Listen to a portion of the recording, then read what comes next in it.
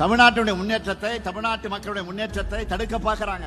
தமிழ்நாட்டு மாணவர்களுக்காகவும் ஆசிரியருடைய சம்பளத்துக்காகவும் ஆண்டுதோறும் வழங்கப்படக்கூடிய 2152 கோடி ரூபாய் ஆக அந்த நிதியை உடனடியாக விடுவியுங்கள் என்று நேற்றைய தினம் நம்முடைய மாண்புமிகு இந்திய நாட்டினுடைய பிரதமர் நரேந்திர மோடி அவர்களுக்கு தமிழ்நாட்டினுடைய முதலமைச்சர் என்ற முறையில நான் கடிதம் எழுதினேன்.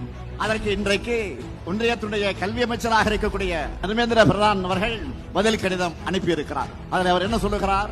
கல்வியில அரசியல் செய்ய வேண்டாம்னு அறிவுரை சொல்கிறார். நான் கேட்கிறேன், கல்வியில அரசியல் செய்யறது நீங்களா நாங்களா?